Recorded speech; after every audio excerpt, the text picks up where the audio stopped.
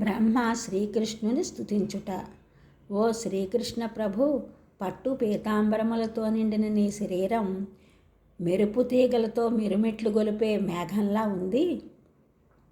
గురువింద గింజలతో నీ కర్ణములు ఒప్పారుచున్నవి. నెమలి పింఛములతో శిరస్సును అలంకరించుకున్నావు. వైజయంతి మాలతో నీ మెడ నిండి ఉంది.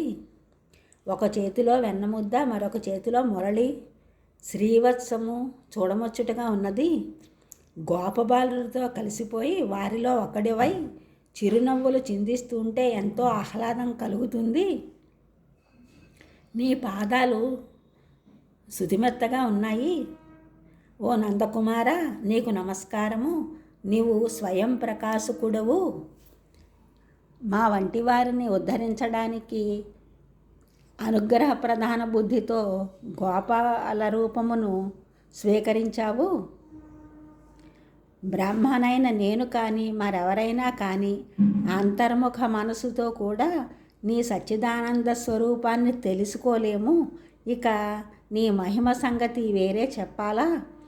లోక కళ్యాణం కోసమే నీ అవతారము. నీవు దివ్యశక్తి సంపన్నుడవు. ఎవరూ నిన్ను జయించలేరు. భక్తులు జ్ఞాన సాధనకై ప్రయత్నించకుండా, ప్రయాస లేకుండా, తామున్న చోటే కదలకుండా సత్సాంగత్యం చేస్తూ ఉంటారు.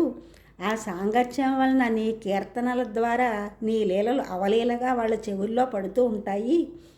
3 లోకాలలో నిన్ను ఎవరు జయించలేకపోయినా నీ మీద గాఢభక్తి కలవారికి నీవు వశుడు అవుతావు. ఓ అచ్యుత, అనంత, యోగులు తమ కర్తవ్య విధుల భగవదర్పణ బుద్ధితో నిర్వహించి వాటి ఫలములను నీకే అర్పించి నీ లీలలను వినడం వలన వారికి నీపై భక్తి పెంపొందింది. ఆ భక్తి ద్వారా వారు నీ స్వరూపాన్ని తెలుసుకొని అనాయాసంగా నీ పరమపదానికి చేరుతూ ఉంటారు. గుణాధిష్టాతమైన నీ గుణాలను ఎవరు లెక్కించగలరు?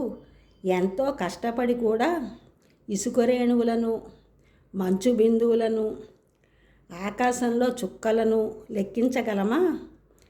తండ్రి సంపదలకు కుమారుడు వారసత్వంగా పొందగలిగినట్లు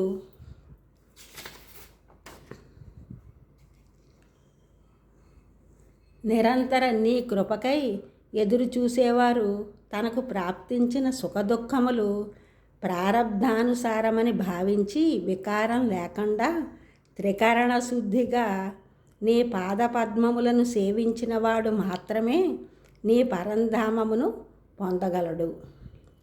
ఈ ఛానల్ చూసిన వారందరూ కూడా సబ్స్క్రైబ్ చేయండి, షేర్ చేయండి, లైక్ చేయండి, కామెంట్ చేయండి. సబ్స్క్రైబ్ చేసిన వారందరికీ కూడా కృతజ్ఞతలు. షేర్ చేసినారు, లైక్ చేసినారు, కామెంట్ చేసిన వారందరికీ కూడా ధన్యవాదములు.